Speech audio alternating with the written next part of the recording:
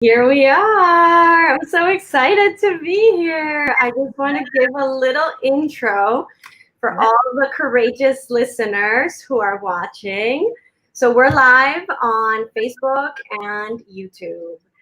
And I just want to tell you guys, welcome to I'm Listening. I'm your host, Juliana Tafur, and let me explain why we're here and what we're doing.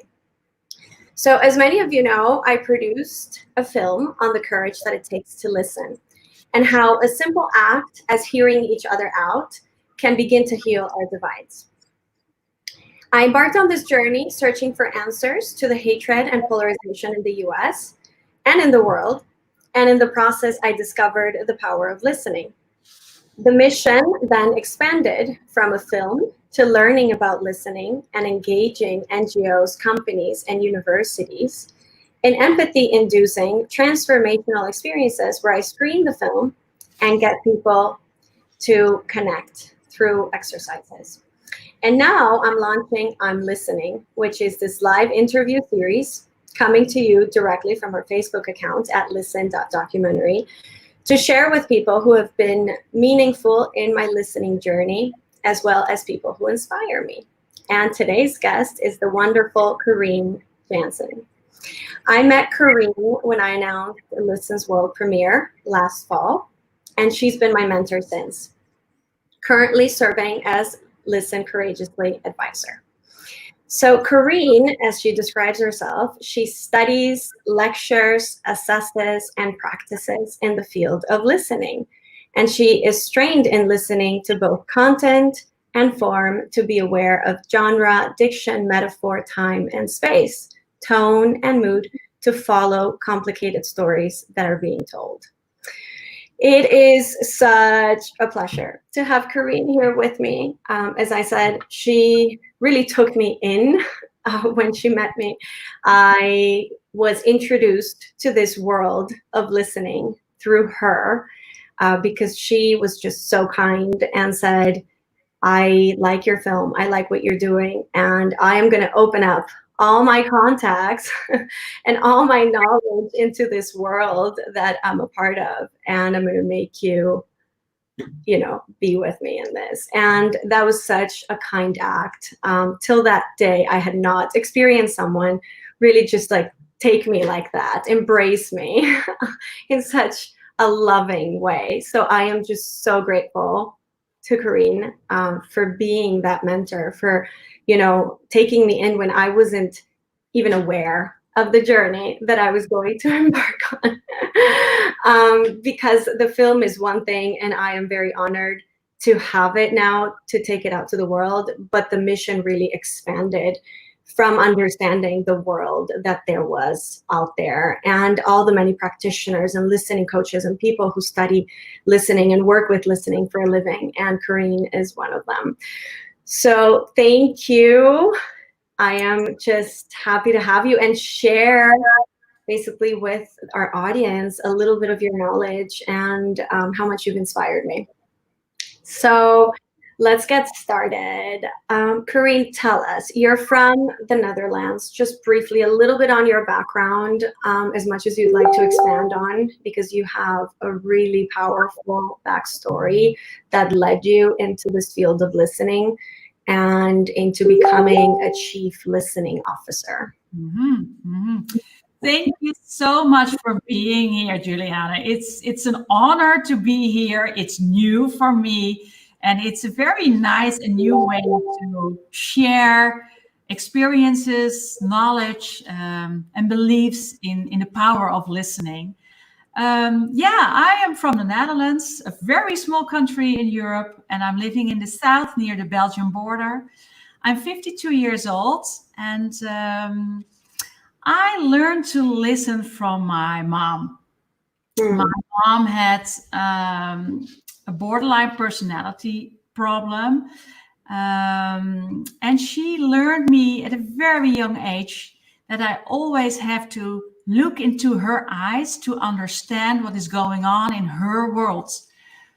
And she told me, when you look and listen to me, to my behavior, to my eyes, and listen to the words I speak and the tone I use, you will understand in what kind of mood I am. Mm. And that was a very powerful lesson because my mom had really a lot of mood swings. And so as a young child, I learned to look and to listen with my heart, with my eyes, with my ears, with my whole being to understand, well, trying to understand what was going on in my mom's mind. But at that moment, I didn't realize the power of listening. I was just surviving with my mom. And so I started my study and went on to work.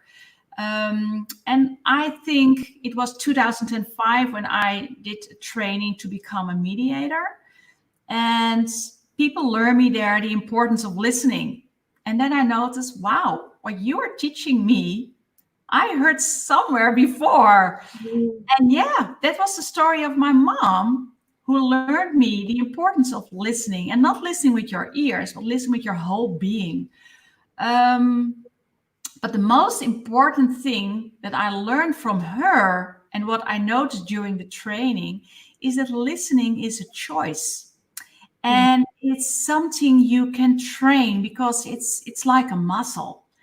So I became a mediator, and it was in 2009.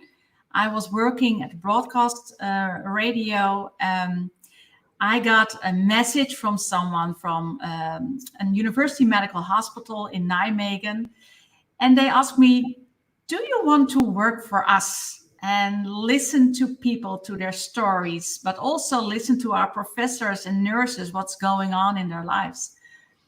And I was wondering, what do you mean? And what am I doing? What will be my purpose? And they said, well, you just need to listen. And I have to admit, Juliana, I thought, a job where you only just have to listen? What kind of job will that be? But I said yes, because I was curious. I was curious what it would bring me, what kind of connections I will experience. So I said yes. And then they said to me, we will call you Chief Listening Officer. And well, that was my job. My job was to listen to patients, to carers, to family members, and find out what worries them, what illness disrupt their lives, what they want to know about, the things they don't share with doctors. And that's how I became a listener. And a chief listening officer. Listening officer. Wow. Yeah. It's amazing. So it's almost as if you were drawn to this. It's almost as if, that was your mission in life in a way. And, these opportunities presented themselves. I mean, I understand that the growing up with your mom, a little bit from what I've read, also from like the extensive background that you've given, was not easy. But then again, it gave you this skill that then you've, taken on, and you've passed it on to so many people. And imagine the number of people who have benefited from you being there and just lending an ear to them, right, in the medical field.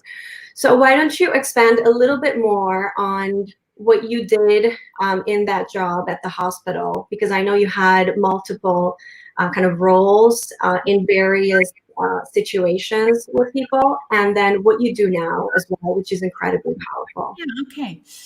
Well, my job was really building bridges between family, patients, people with an illness, nurses, and physicians, trying to understand what is going on. And maybe you recognize that many doctors and nurses fear that active listening will take them minutes of hearing information that is unrelated to the disease, to what they really want to know. So they are afraid that listening will distract them. And they are worried that people want to share stories. So we know from research that a lot of doctors interrupt their patients after 18 till 23 seconds. It's their first interruption when a patient is sharing a story. But many doctors and nurses who have incorporated listening into their practice know that it is so amazing what people share with you. And we know now that when a person is visiting their doctor, they want to share a story, and it will take only 2 or 3 minutes. And the serious consequences of not being able to do this kind of listening and not sharing that story means that symptoms that people want to share get dismissed, and that their non-medical concerns get ignored. So listening to patients' narratives is critical, in my opinion, to effective patient-centered care, to human-centered care, because it is not only important for the person with an illness, but also important for the physician and for the nurses to really understand and to create a real encounter about the illness, because we can't cure everyone, but we can take care of everyone. Right. Well, I'm so happy with our viewers that are popping in. I see about 8 to 10 people on right now, which is really exciting, and a lot of likes and love. So thank you all for being here. This is what's so exciting about being in this platform with you guys, that you can be a part of this and you can hop on and share questions. Oh, that's great, Corine. Now that you leaned in, we're able to see you better. We're able to see your beautiful eyes, your pretty smile. You're a little bit in the dark when you're behind, so this is great. Great. This is so fascinating. And then what I find so fascinating about the work that you do now also, Corine, is that you are talking to terminally ill patients. That is like, it gives me goosebumps when I say that. So share with us a little bit, like, how you go into a situation like that, and like I can't be in your position when you do that, but I know that you have come to terms with it, like, beautifully. And the explanations that you've given me in the past are just like so inspiring. Tell us. Yeah, well, we all get ill somewhere in our path of life, and some of us are really getting very ill, and at the moment we all globally have to deal with a disease called COVID-19, Corona. And what we see now, that it is very important to listen to the stories of people with this illness. Next to the people I work with are people with dementia or brain damages, and find a connection. Find a connection with the person who is ill, but also with the family, because their life is a chaos when they heard you have corona, or you have cancer, or you have a real very bad illness. And the importance is to listen to their stories. And not only the content of the story, but the way they share their stories. That can be by words, it can be by drawing, it can be by music, by singing. Because when they share their stories in their own way, it reflects pieces of their own and also of your own. So the narratives of those people I listen to allow us to connect not only with the facts of the case, but the emotion that drives us, and that drives us both. And therefore, it's only needed to accept your background, to know your background, to accept yourself as your own instrument, and experiencing life, listen to all those new perspectives, because the more you listen to more different perspectives, the better you can become a listener. And that means that you have to ask a lot of questions and be curious. Really want to know what is going on behind the facts, behind the blood results. No, just listening to the stories. And I think that if people feel hurt in their illness or dealing with a person who they love so much and dealing with an illness, you become a more whole person. Mm-hmm. Tell us, so you're saying a whole person because as they are being heard, as they are being listened to, they can come to terms with it better, they can express it better, they can feel seen. Like, what is it? Like, what is it that really drastically, enhances the last days or months of a person's life? Well, it depends on the age, it depends on the illness, it depends on the circumstances that people are living in. But what we notice is when people are ending their lives and know they have to say goodbye, they have a lot of worries, they have a lot of fears. And sometimes they feel guilty, sometimes they feel shame, and they have to let go of that. So the only thing I do as a listener is asking good questions, asking genuinely curious, open-hearted questions. Because when you do that, you will have meaningful conversations. But it can also help misunderstandings, because it is very powerful to understand the words or the music or the drawings spoken by these people about letting go of the life. Right. And I think that is the most important thing, because listening is an intervention in its own right. But you can do that in various ways, and you have to find out what suits best with that patient in that situation on that time. Right, I hear you.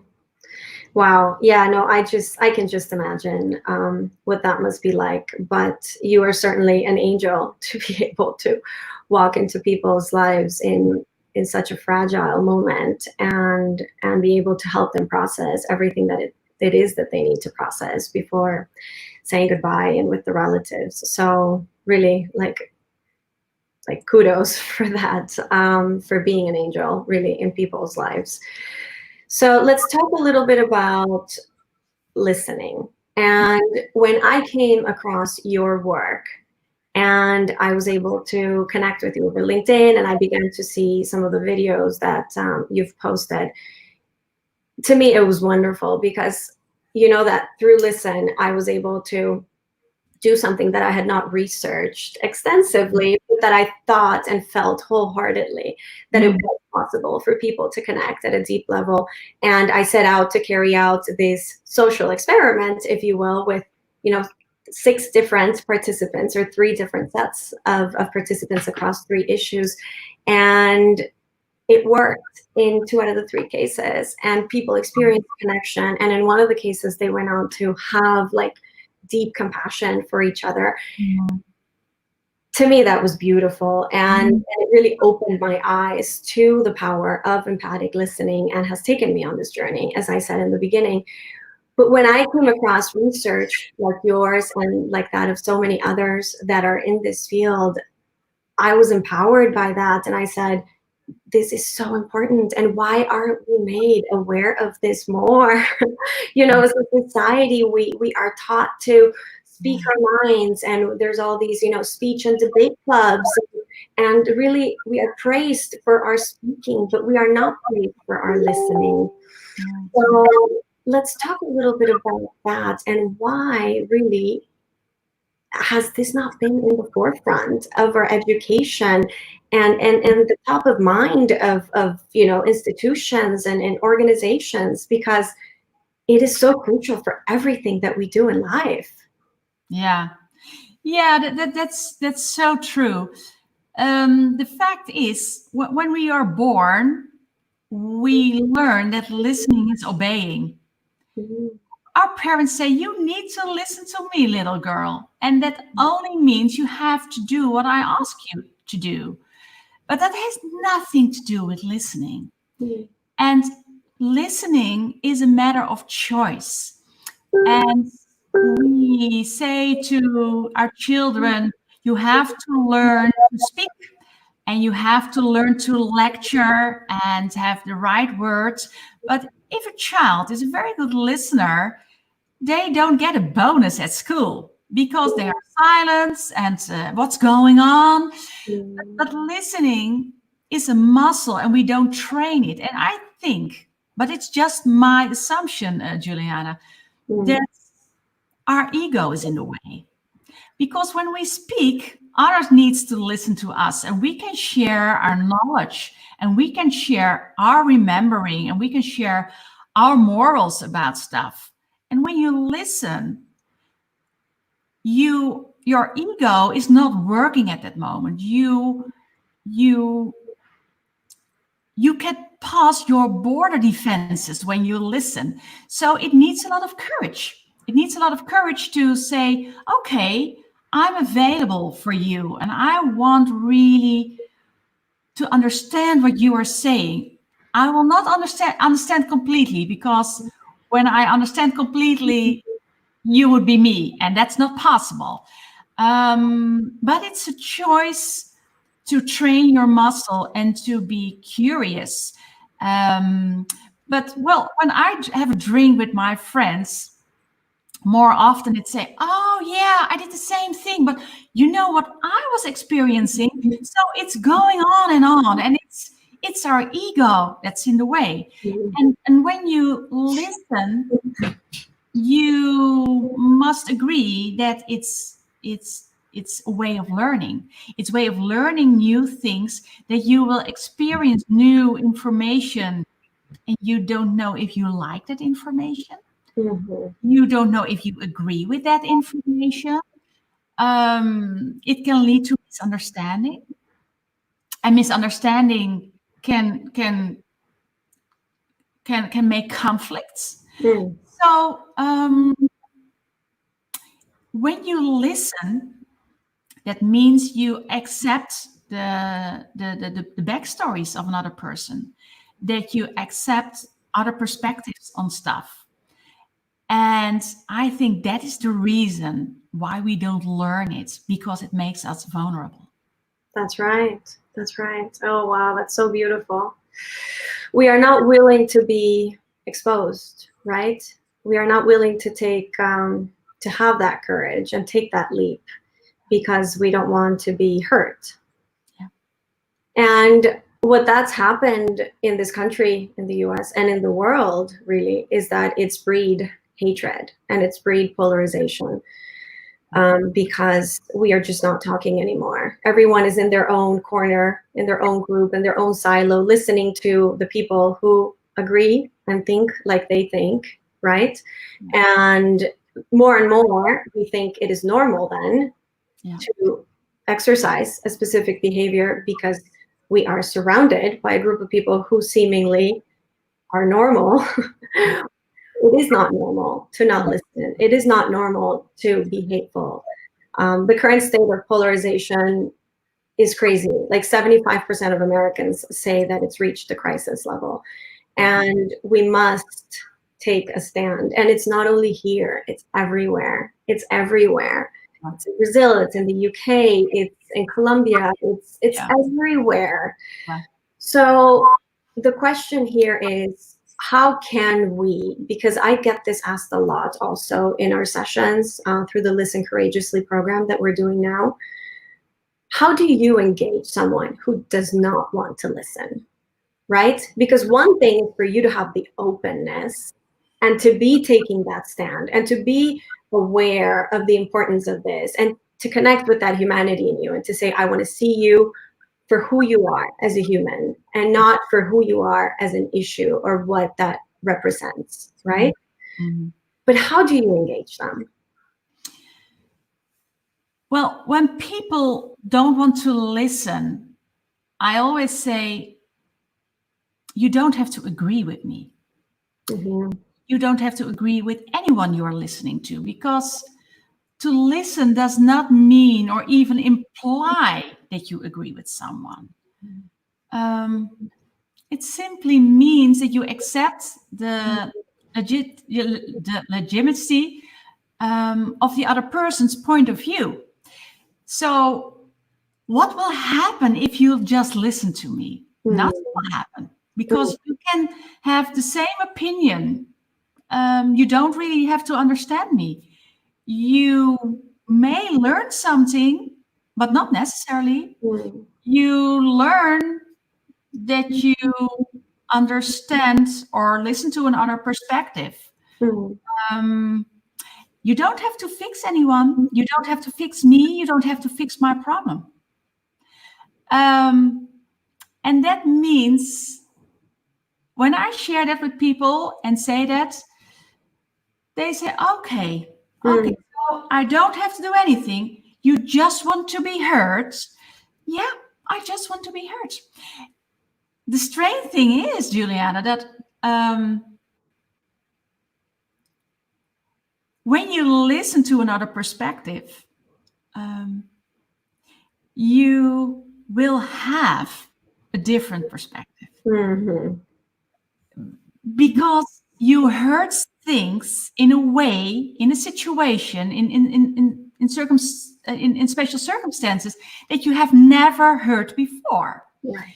So listening to a story will always change you, very big or in a very large way. But I don't share that on forehand, because they will not listen to me. So I just say, you don't have to agree. Just listen. And then you can decide what to do. And yeah, it needs to be, you need to have courage to do that. And every person wants to be courageful people. Who have courage, everyone wants to have that. So listening is an act of, okay, come on. And then afterwards, I never ask them, do you understand my perspective? I never ask them. I never say, did something change? Because they will not admit that something changed. But it will. And you know, and I know it will. Yeah. Maybe they don't know it at the same time. Maybe they experience it a few months later, maybe years later. But I know it changed them. Yeah. Wow. I like how you disarm them by saying, you don't have to do anything else except for listen. That's it. That's it. This is what we're talking about, listening. And I mean, without even knowing, I used a similar strategy, right, in bringing people in to listen the film, right? I said, I don't expect you guys to come to terms. I don't want to change your opinions on this issue. I don't want you to come hugging and kissing, you know, if that were to happen, amazing. But I just want you to hear each other out. And thankfully, I was able to come across, you know, several participants that weren't so angry that they were able to do that. Several others that I casted for, and I, you know, say it openly, said, I am just too angry. I can't, you know, come to the table with someone. Like, obviously, don't even mention, you know, coming to terms. Like, I'm just angry. So I think that's so key these days. Like, how do we lower that anger bar? And I feel like doing exactly what you said, just trying to get them to just see this as an experience where we connect and where we're just there for each other without any promise of anything is perhaps right. And that's all we can do. All we can do is try and keep striving. And it is a domino effect.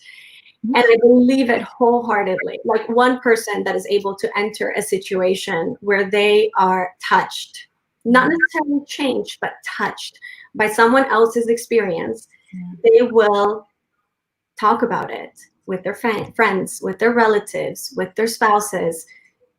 And people will begin to wonder if the next time that they come across another person with opposing viewpoints or are in a difficult situation where they are invited to listen courageously, maybe they lean in to listen, right? Maybe they accept that courage and they say, all right, I'm willing.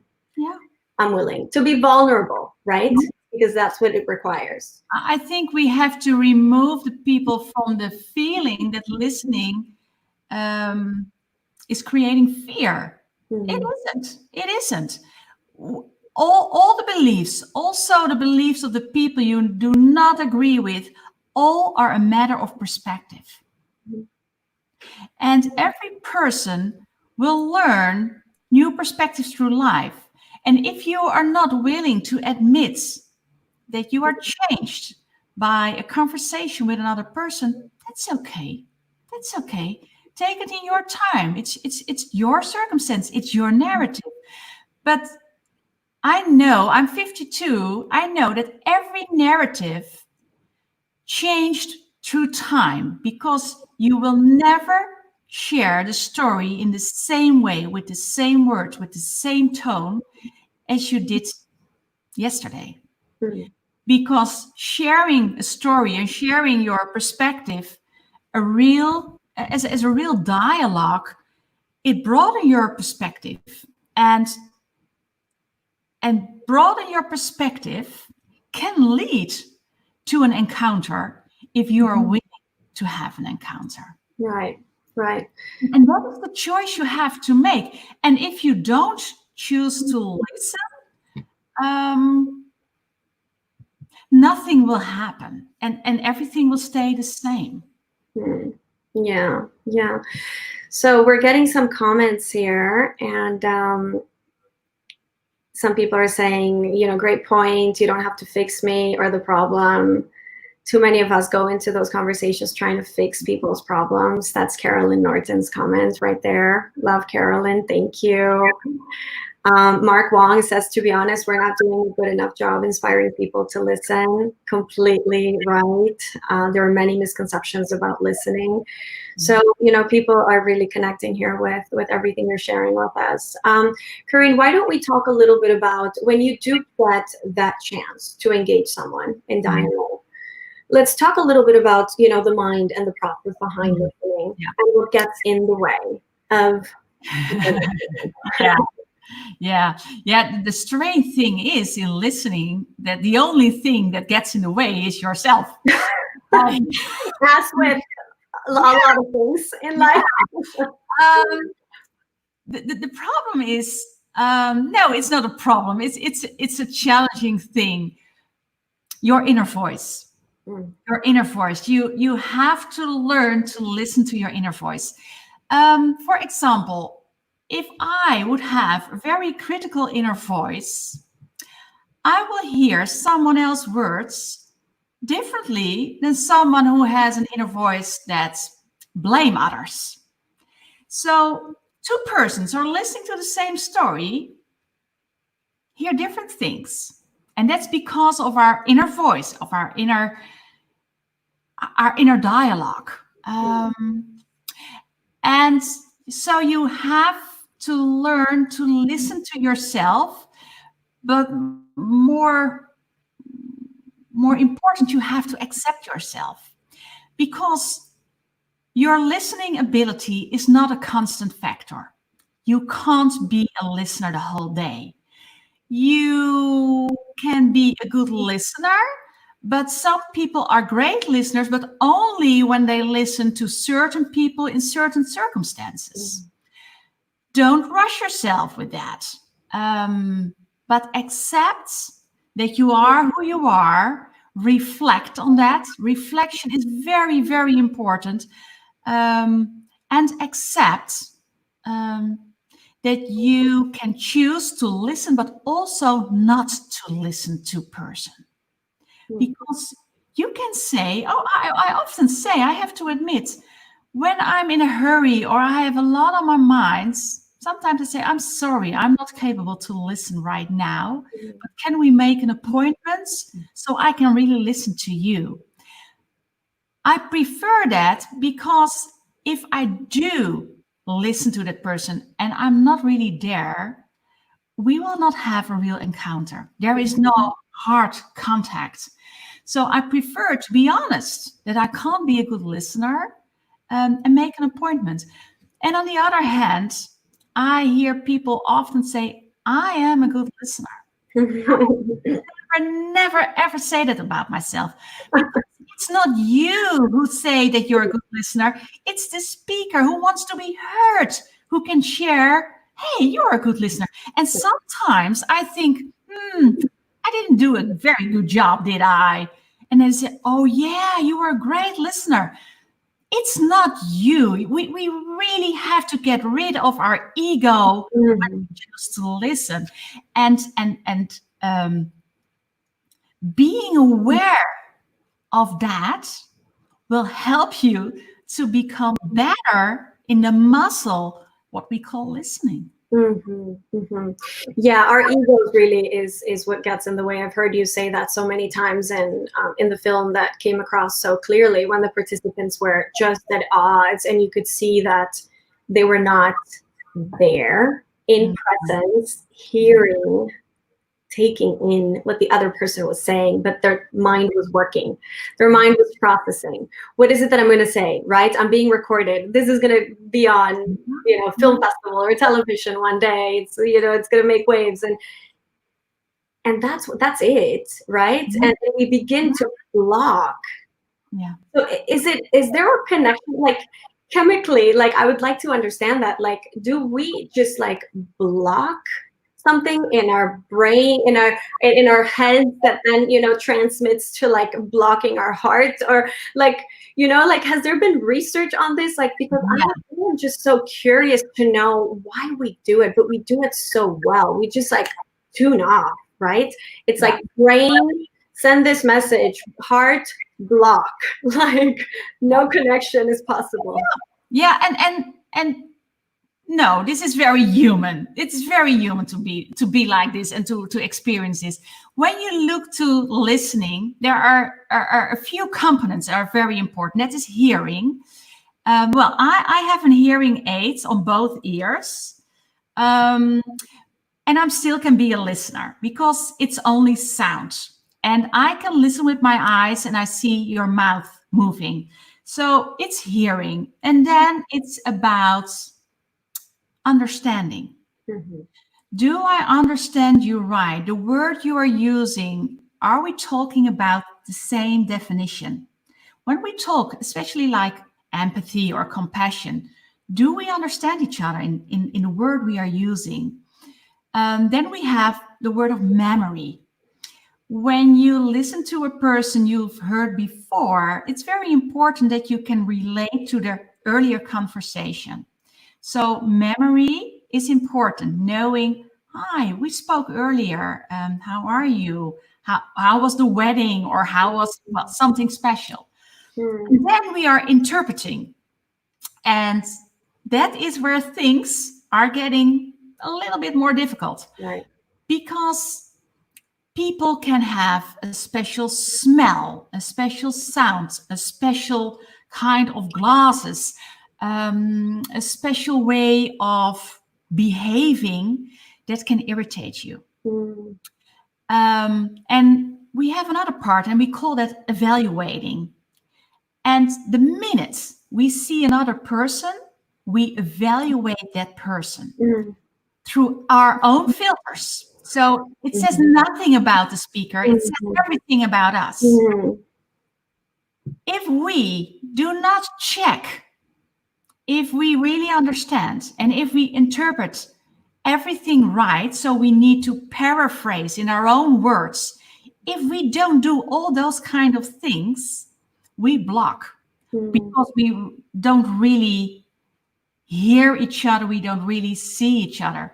And what we see, and that's the last component, that's responding. What we do quite often as a human being is we are listening and still thinking, what will be my response to what I'm listening to right now? The most important thing is that if you are responding to have a better understanding of the emotions or the beliefs of another person, you will stay in the mode of listening. But if you're responding to share with that person, this is what I think, you're not listening anymore. Right. And if you are not aware of these parts of listening, if you're not aware that, I will share a small story if you allow me. Of course, come on, Corine, all you want. There was a lady on the phone, and she asked me to visit her at her office somewhere in my country. And she said to me, you only have to enter the hallway and you will find me because I'm looking very, very lousy. Mm. And then the conversation was finished. And I thought, okay, how do I think that someone will look when you describe yourself that way? So I went to that office and I entered the hallway, and there were a lot of people over there. And I was looking and I was making judgments over all those people. You're trying to find the lousiest, yeah? And somewhere in my eyes, I saw a person, and she hadn't been to the hairdresser for months. She was far too fat. She didn't have any makeup. She was just sitting, a little bit lousy. But I was afraid to go to her because I thought, this is my assumption you described. Yeah. But I entered her, and then she came to me and she said, you found me. And really, Juliana, my heart beats out of my life because I thought, oh, my goodness, yeah. what did I do? What did I do? Right. And she said to me, Corine, I describe myself this way because when you describe yourself this way, people are evaluate you in a special way. And I did.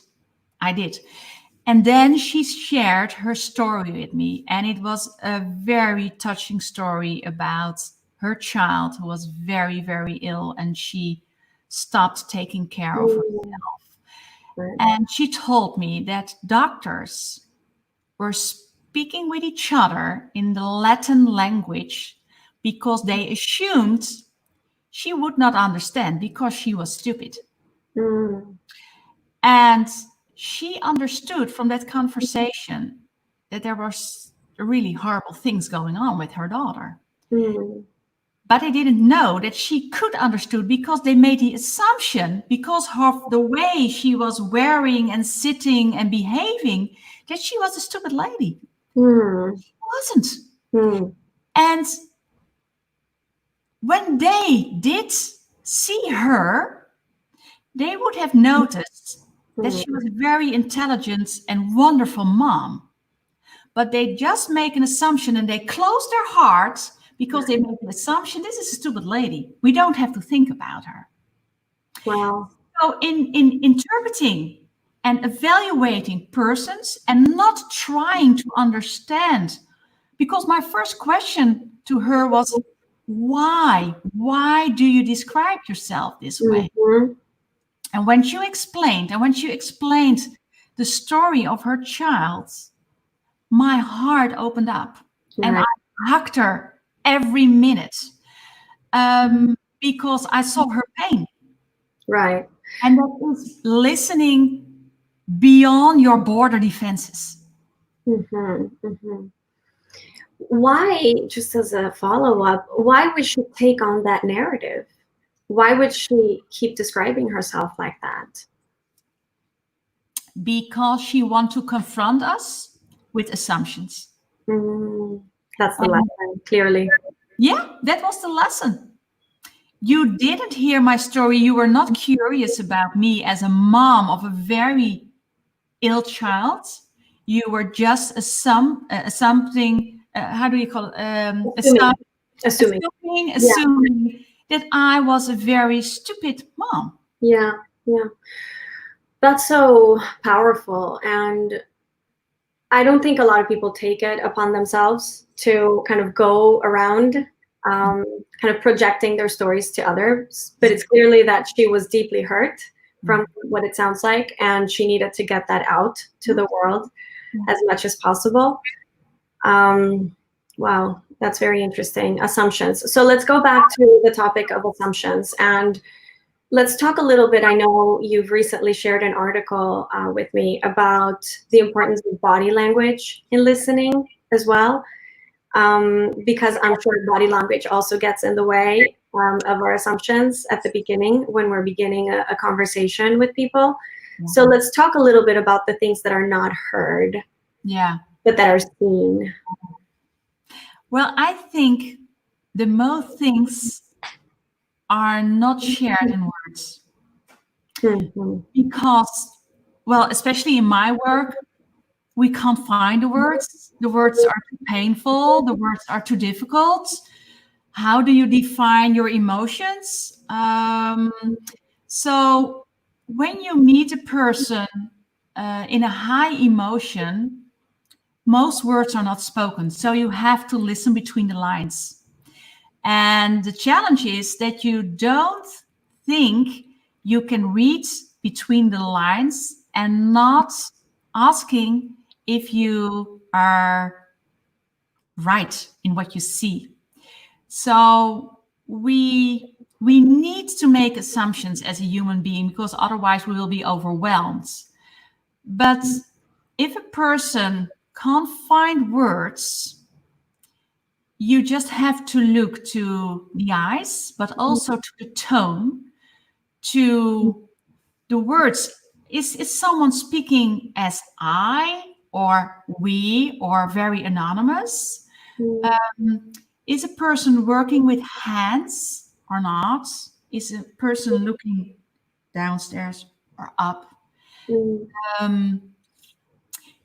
If you really want to create a dialogue, even with people who can't find words or don't have words or can't speak at all,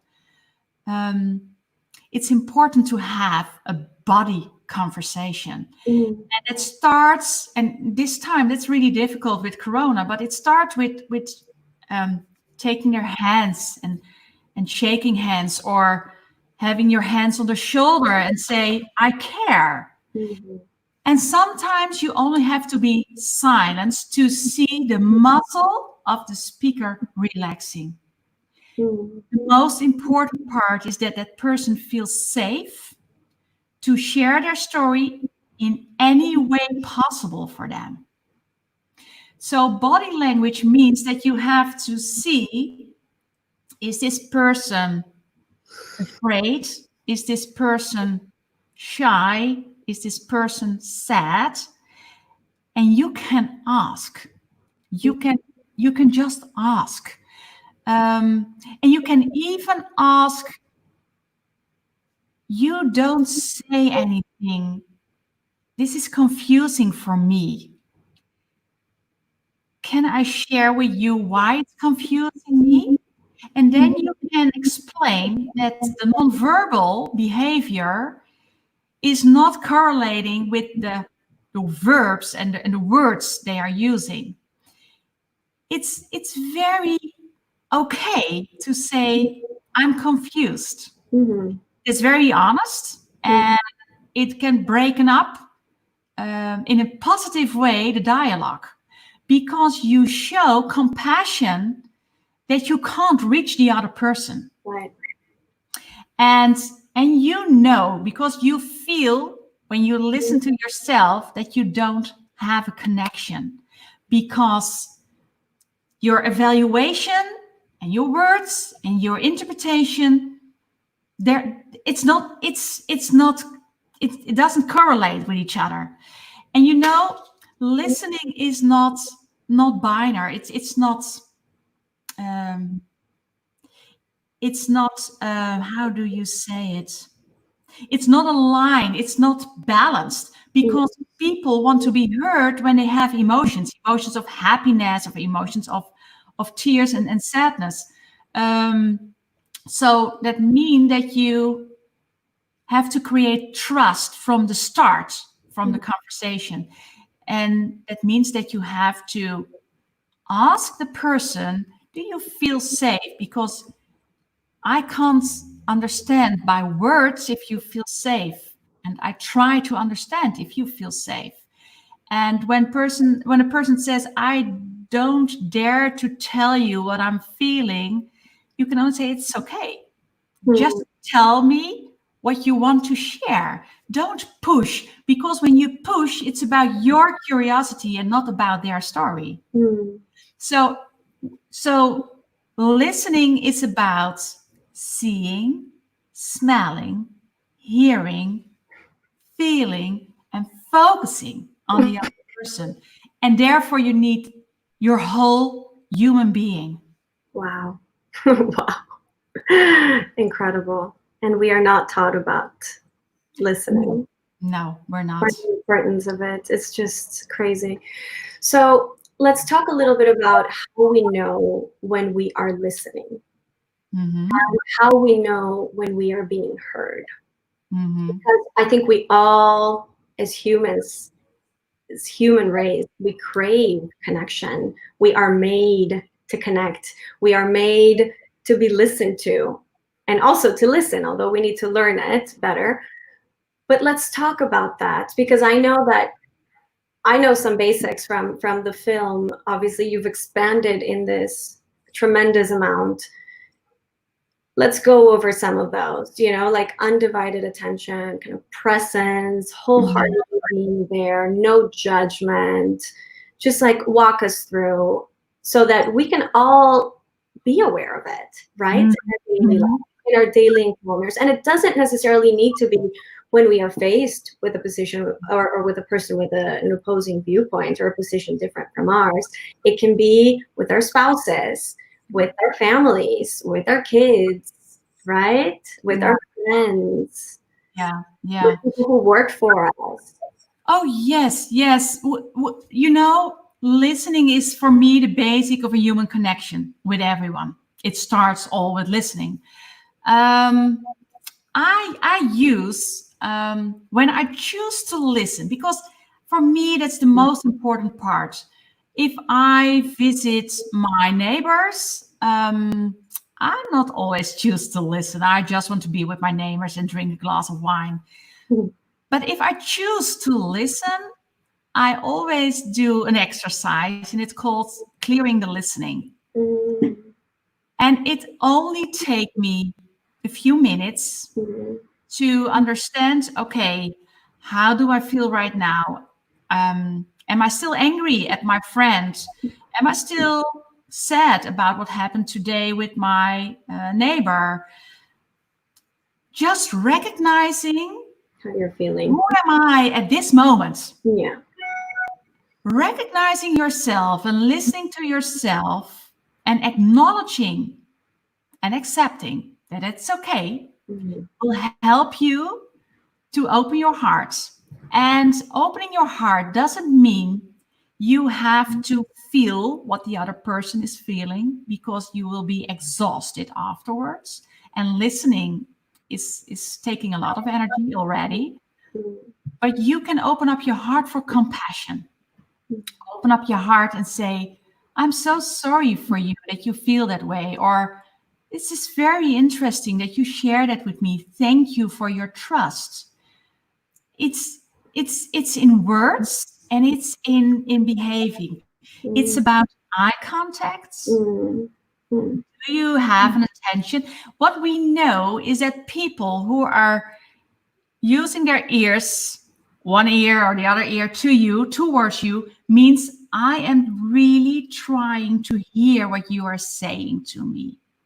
It's different from, okay, share it with me. So if you really want to have a connection, just lean forward and focus and show, not using your phone or something else. No, I'm here.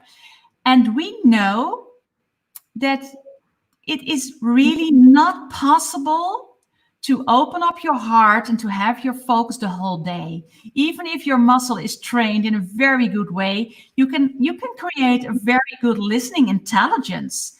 But being connected in the way we are speaking now about empathic listening is not possible the whole day. But choosing to be there and saying, you're important for me right now. That makes the connection when I talk about your whole body.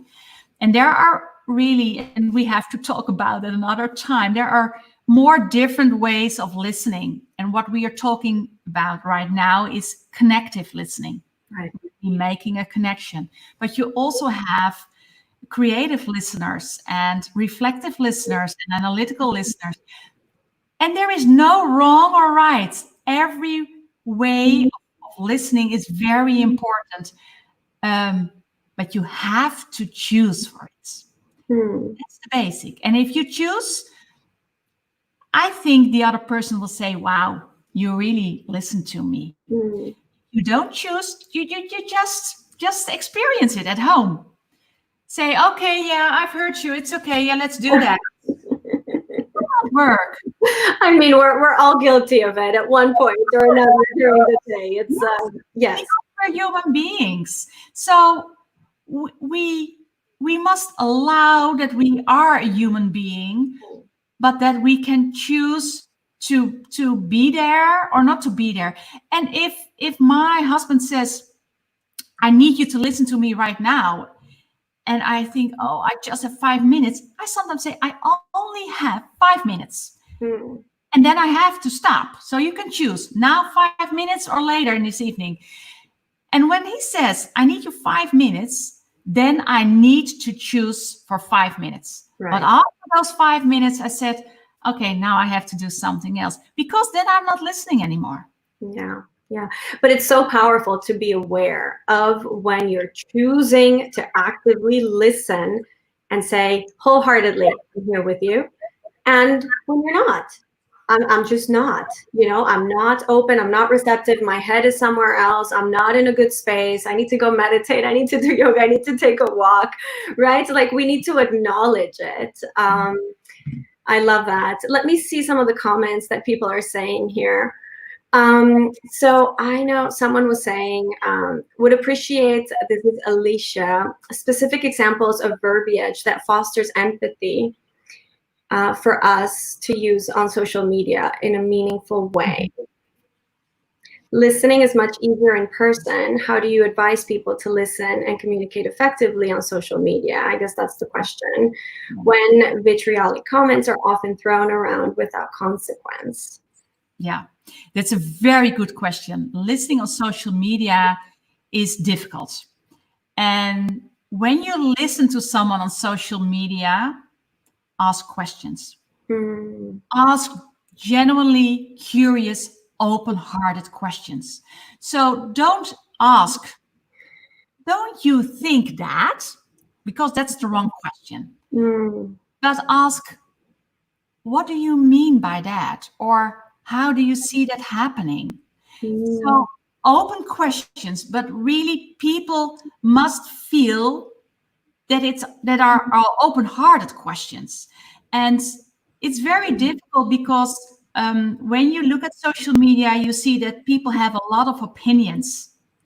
And if you want to present yourself as a listener because you are curious why they have that perspective, just ask good questions. Good listeners are good questionnaires. I like that. Yeah. Also, I imagine that what gets in the way in social media is also not being able to see the other person, feel the other person, understand how the question is being phrased, how the comment is being phrased. So like perceptions even get in the way of that, don't they? Yeah.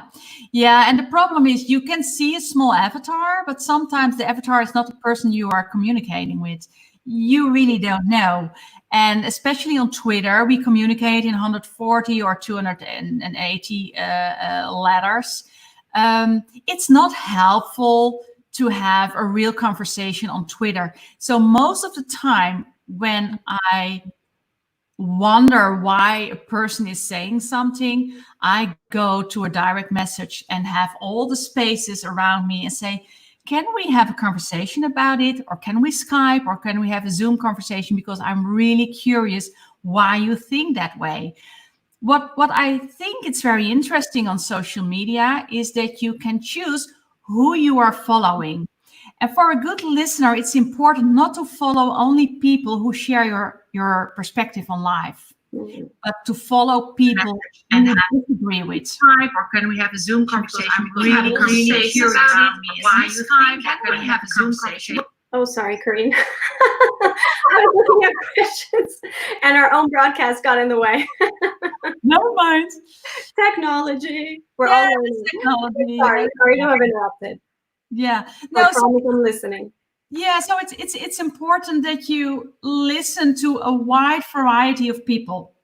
Many voices bring many perspectives. Questioning people, considering their responses is important to become a better listener. And that will be tough and it will be hard sometimes.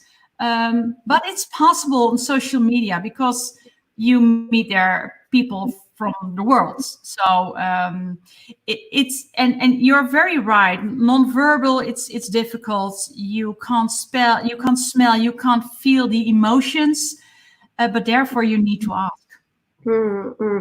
Okay, so we've been on for about an hour. We've had a very consistent audience that's been there with us the whole way. That's been asking amazing questions, and I don't know that we're going to get a chance to get to all of them, but maybe Corine can help us, going in afterwards and giving us more of her love. I do want to ask you, because you are like deeply immersed in this, and where do you see us as a society? Do you feel like we are walking in the right direction with listening? Do you feel that there's... Yeah, these are crazy times. I'm living in the Netherlands. We are a very small country. And when I look to certain countries, I feel pain and I feel a lot of worries. I hope, because COVID-19 is a global virus. It involves all our lives. And we had to stay at home. We have to meditate a lot because we need to deal with so many things, what's going on economically, socially, and stuff like that. But I am worried about leaders in our worlds. And I don't see many leaders who really wants to listen to the citizens of their country. So we can change it. We, the people, can change, and let the leaders show how we want to live in a world where we create a better understanding, more perspective, and more compassion for each other. So we have to turn the world upside down. Not the leaders will tell us how to live. We need to share with the leaders how we want to live and how we want to live in a world where we accept people from everything that they are different in. And that needs a lot of courage, but also need a lot of connection. We need to connect, and we can connect because of social media. And we can connect by videos and webinars and stuff like that, because I think a larger group wants to change the world, and we can change the world by listening. I believe that wholeheartedly. Just to kind of piggyback on what you said, the problem now is that the leaders are using the lack of listening to their advantage, right? So they're actually using us for the purpose of distancing. So until we are made aware of that and take an active stand to say enough, I'm changing my world and my little circle, and hope that that trickles, and that, this spreads, and that people do understand that COVID-19 has shown us the power of our interconnectedness more than ever before, right? So how can we emerge better on the other side of this? How can we begin to take stand and actively engage, actively connect, even despite our differences? Because I think for way too long we've been told that, you know, we can't be different, and that's gotten in the way. Like, the problem is not our differences, right? The problem is how we deal with them. The problem is that we don't engage. The problem is that we don't understand. We finger point, we label, we hate. That's the problem. Right? When we begin to heal that hatred and that anger within us, then we are able to say, you know what? I'm curious for your story. I'm curious to hear where you come from, because you have a story. And I'm not normalizing the extreme, right, in doing this, but I am just understanding you as a person. And it's okay. Yeah, like, I may not agree, like, even in the film, right? Like, I still have positions and I still identify with one side over the other. But what I did also was I was able to heal that divide that I was feeling, right? And I was able to say, I see you. I see you as a human. And I wasn't even involved directly in the experiences. I was there as a director, you know, trying to mediate this whole thing. And I came across, or came out on the other side, changed as well. So this is really an invitation. And with this, like, listening series that we have going on now, that we're so lucky to have Corine share her insights and wonderful knowledge and experience. I want to be here because I'm listening, and I really want others to do the same, right? I want us to together, you know, try to build a movement where we put ourselves in the shoes of the other and are there, hold space for each other. Yeah. So thank you all so much for being here. This has been really fascinating, really powerful. Corine, we can be with you for hours. I need to bring you back on. Yeah. Maybe another time. Yeah. Yeah. But I'm sorry we can't get to all the questions, guys, but I'm going to ask Corine to go in the Facebook page and jot in some comments and answer some of you. Corine, you're an angel. You're doing so much for the world. Thank you. Thank you for being my mentor. Thank you for being part of Listen Courageously. I'm the program that we put together has Corine's touch all over, including the clearing the listening, which is when you said it, I was like, yes, I took that one. All right, guys. Sending you all many hugs. Thank you for being with us for this hour and 8 minutes, and we'll see you next Friday. Bye-bye. Bye.